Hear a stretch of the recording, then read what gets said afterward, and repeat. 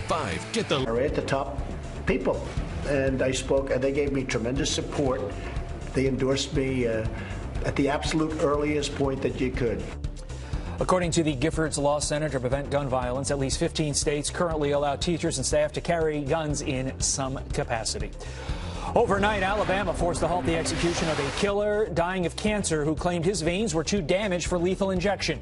Medical staff were not able to provide or prepare Doyle Lee Ham before his death warrant expired at midnight.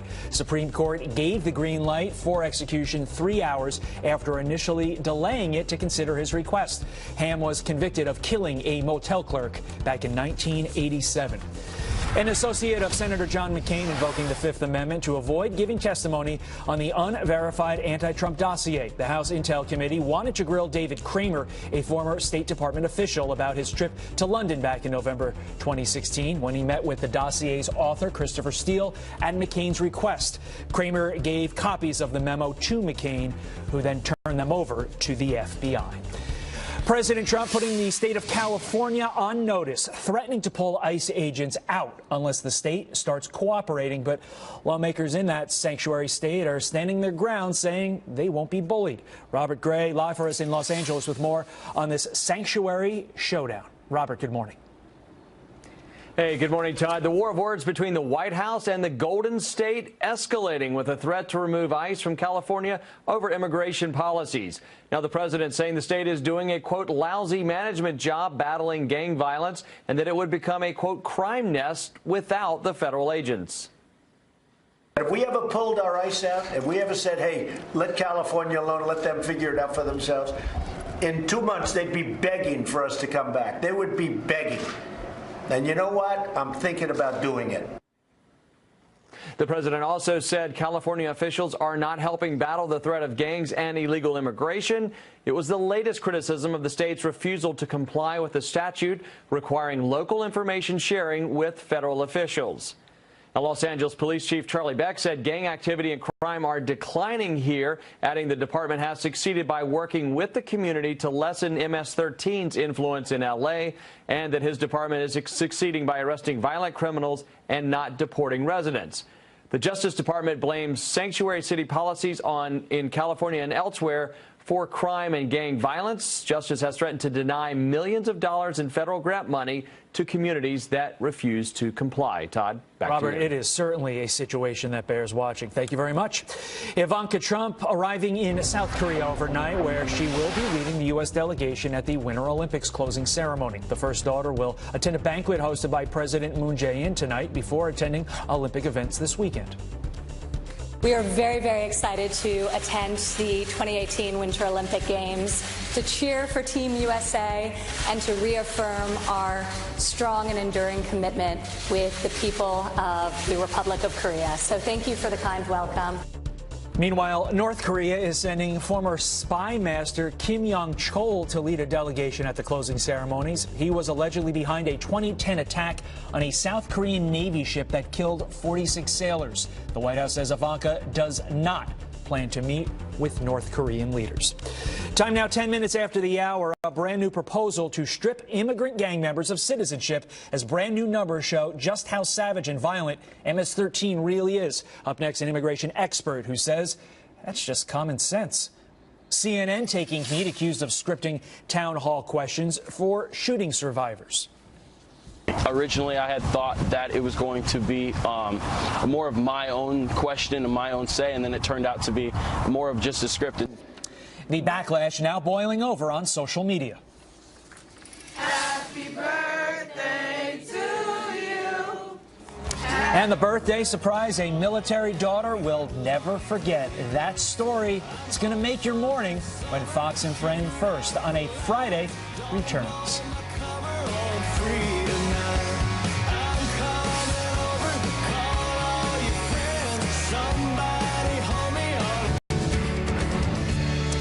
It is the deadly threat that the left doesn't want you to know about. And now a shocking new report shows that MS-13 has already infiltrated 22 states, murdering hundreds of Americans in the process.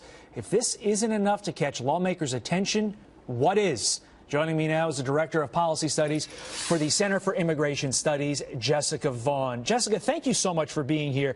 And it really is irresponsible for the left and the mainstream media, which many say are one and the same, to say this is something that only Fox News viewers care about.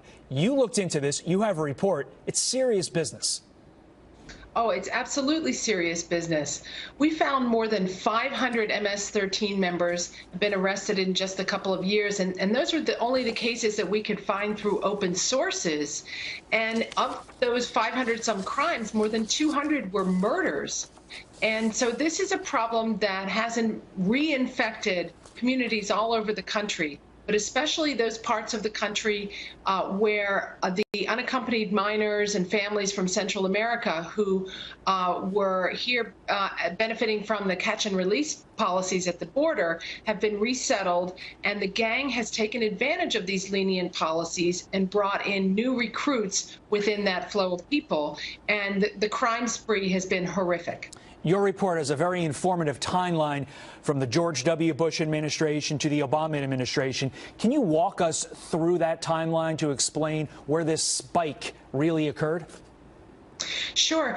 MS-13 originated when a group of thugs arrived here illegally from Central America back in the 1980s and formed this gang that was very violent, very successful. They spread out across the country.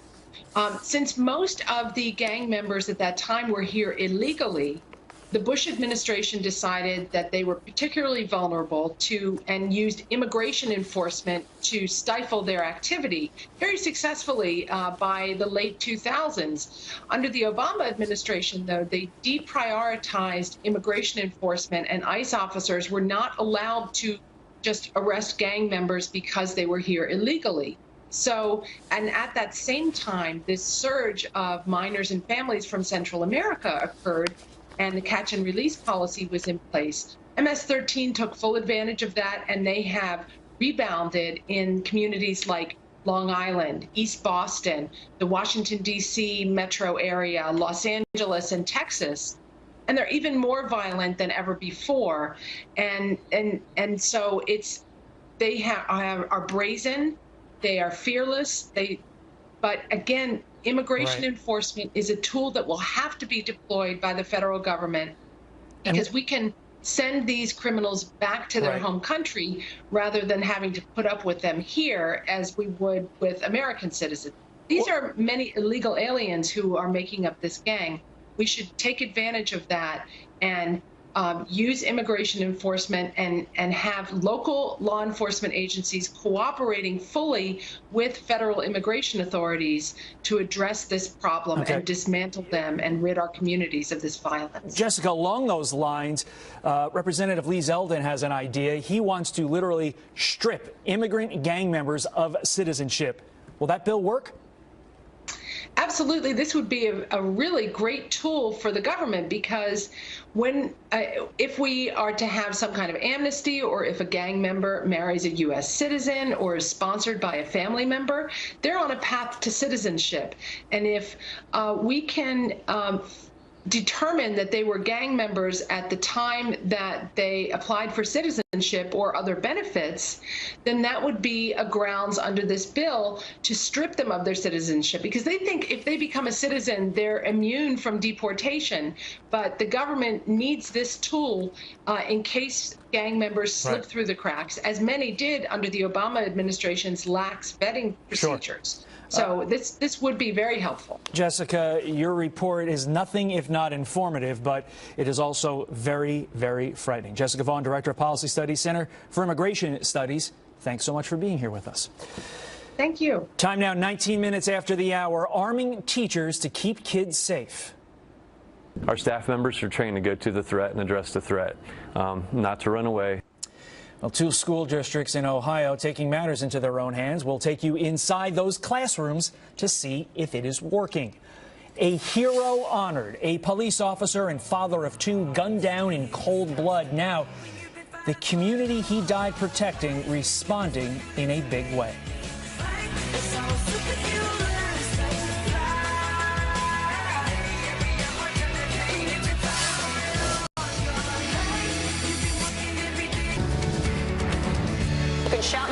finish, but let me answer Emma's question.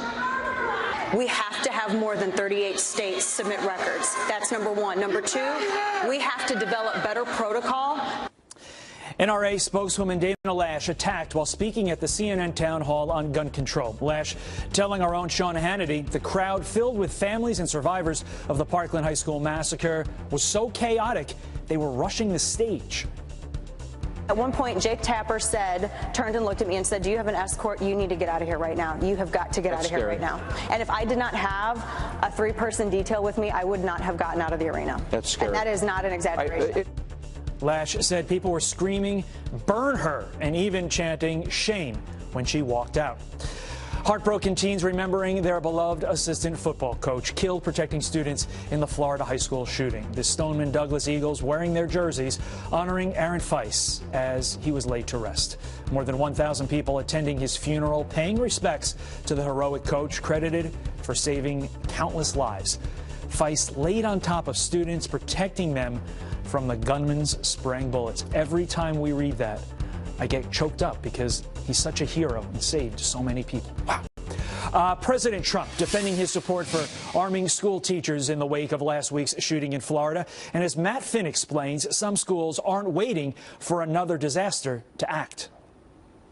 Todd, as the nationwide debate rages on over whether teachers and staff should be armed, we spent 2 days at Ohio school districts that stand by their decision to arm their faculty. 2 school districts near Dayton, Ohio have a confidential team of teachers and staff trained to fire back at an active shooter. Our staff members are trained to go to the threat and address the threat, not to run away. The schools take measures to conceal the guns that are hidden in biometric or numeric safes that can be opened only by staff on the armed response team. Each member is vetted by the district, must have a license to carry, and attend monthly rigorous training. All the first responder team members have access to these as well. Many students seem to support the idea of their teachers being armed. To have people inside the school who know what they're doing and who can protect us, I think that's amazing. And I don't really think that there's any room for complaints. When we're inside those 4 walls, they're our safety. That's our safety for the day. However, both districts face opposition. Let the teachers teach, let the law enforcement take care of the laws. The Sydney police chief says he's not against the armed teachers, but worries it could interfere with his first responders. 1 or 2 people with guns to 6 or 7 people with guns without us having assurance who's the good guy or bad guy from that end. Some versions of what we're doing will work. The Shelby County Sheriff tells Fox News he developed a plan while watching Sandy Hook unfold, knowing his schools were not prepared. We cannot depend on the state or the federal government. We can't depend on psychologists to figure out why people hurt one another. The Sydney Middle School's armed security guard says each staff member went through intense training, and he considers them certified backup. And a minute is a long time sometimes in a situation where you're dealing with an active killer. And Todd, one of the school districts in that story is trying to stay a step ahead on social media by paying a third-party agency to monitor public media posts that might contain red flag keywords such as kill and school. Todd. Seems very logical, Matt. Matt Finn, thank you very much. Time now, 26 minutes after the hour. Gun control and school safety taking center stage at CPAC. Our movie stars, our politicians, they're all more protected than our children at school. Does that make any sense? President Trump expected to rally the crowd there today. So what can we expect from his big speech? Charlie Kirk is at CPAC. He's up next with a preview. And the Democrat running for Congress who called her opponent a crusty old Marine. Again, her words, not ours. Carly Shimkus here now with how she's walking back that comment when Fox and Friends first returns. Hi, Carly.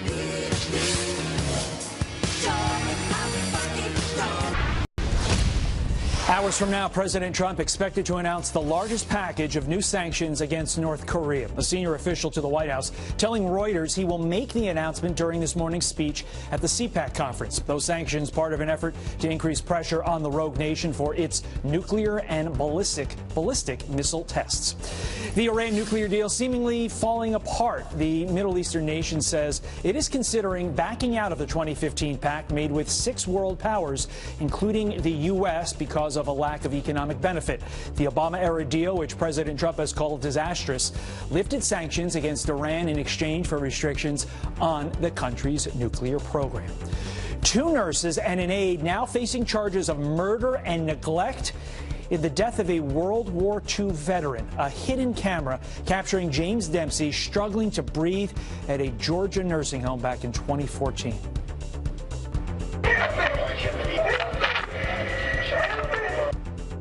The nurse is accused of laughing and ignoring the Navy veteran's pleas for help. He was found unconscious an hour later. Dempsey's family sued the facility, but settled. Warrants have been issued for the arrests of all 3 women. Just horrible. Questions flooding in on social media after the First National Bank of Omaha ends its 20-year partnership with the NRA. The bank posting on Twitter, customer feedback has caused us to review our relationship with the NRA. As a result, First National Bank of Omaha will not renew its contract with the National Rifle Association to issue the NRA Visa card. That card offered benefits like a $40 cashback bonus. It's unclear when that contract expires. As pro-gun reform activists slam the NRA, CEO Wayne LaPierre is turning the focus to kids. LaPierre arguing at CPAC that schools don't seem to be the current safety priority. It's a bizarre fact that in this country, our jewelry stores all over this country are more important than our children.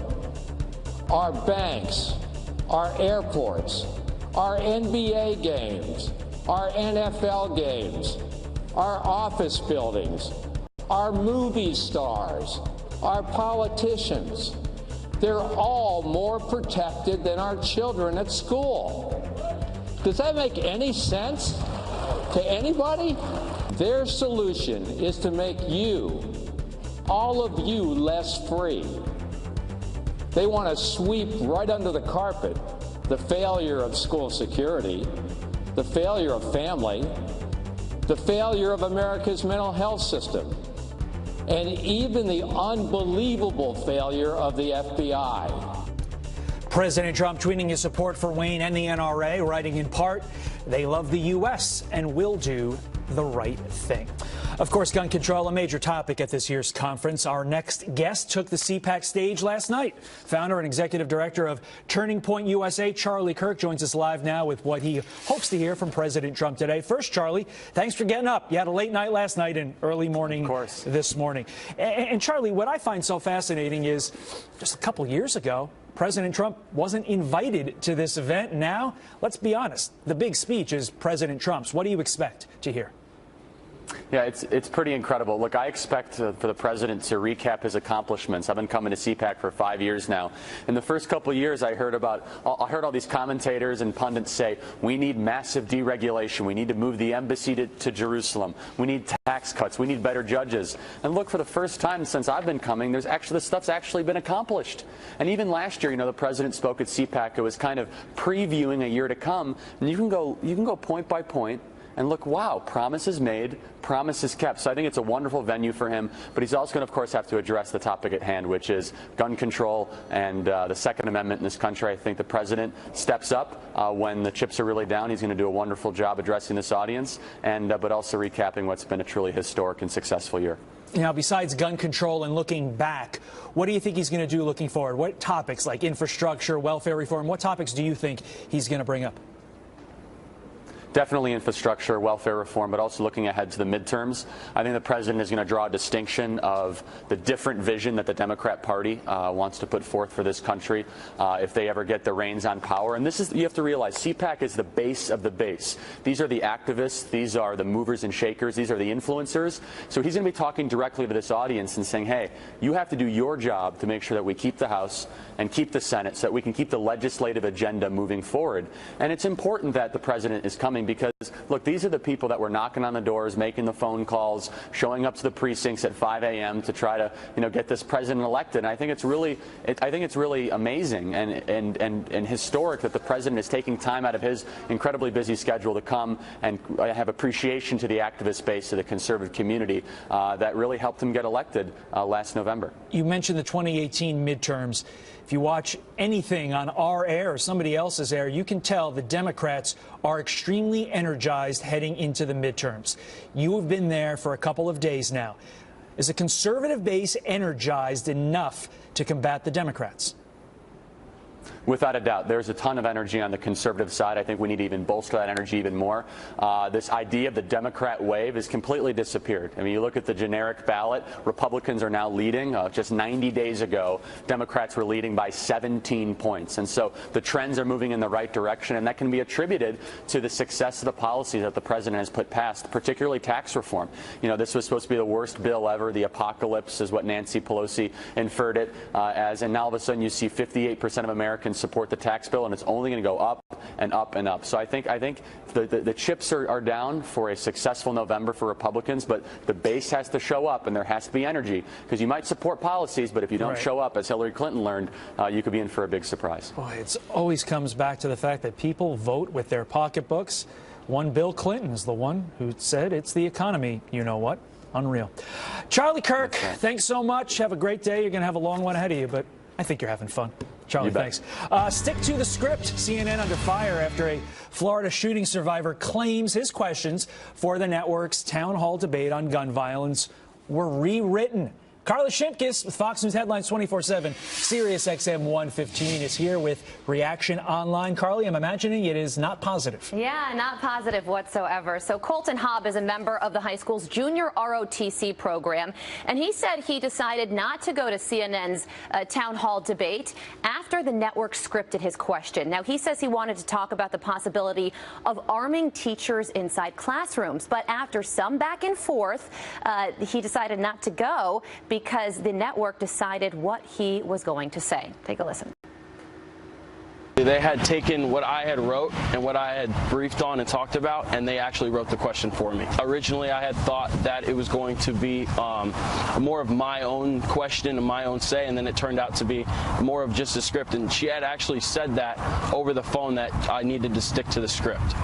Well, CNN is now denying that claim, saying there's absolutely no truth to this. CNN did not provide or script questions for anyone in last night's town hall, nor have we ever. President Trump now getting involved shortly after Tucker Carlson spoke to that student. He took to Twitter writing, school shooting survivor says he quit CNN town hall after refusing scripted question.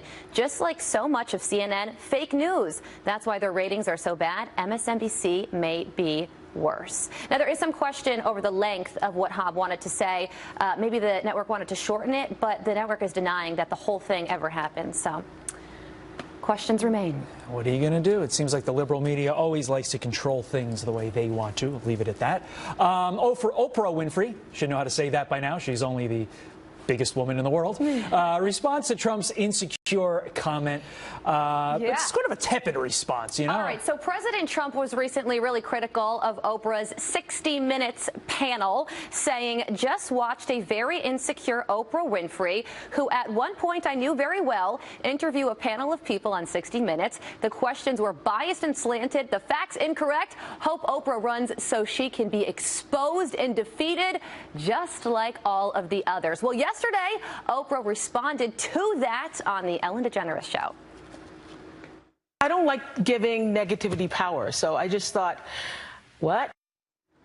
So she was sort of at a loss for words there. Now, as for the whole presidential run rumors, we now know that she is not going to be running for office. And when I said biggest woman in the world, I meant most popular. I didn't mean to imply anything else. We don't want a Carly Shimkus segment on me. That would be bad. Now, this sort of doesn't feel right. A Democratic candidate under fire for calling a Marine a crusty old Marine. Right. So this is Sarah Jacobs. She is a 29-year-old Democrat running for Congress in San Diego. Her opponent is Doug Applegate, a retired Marine colonel. She's under fire after Cosmopolitan magazine quoted her as saying this about Applegate: "It's true, I'm not a crusty old Marine."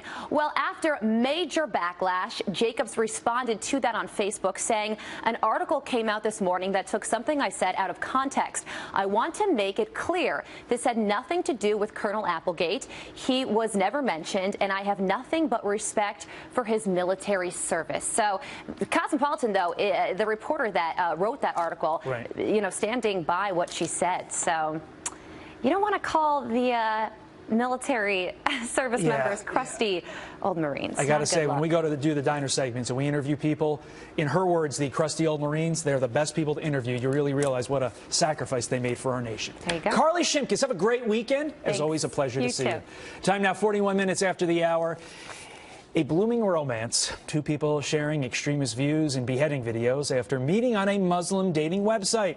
Those lovebirds, they're now going to spend life behind bars. A police officer putting himself directly in harm's way, catching a child from 3 stories up. The incredible video you have to see. And say goodbye to Easy Pass and Toll Boost, the new technology that will change the way you drive when we return. Now shut up and drive.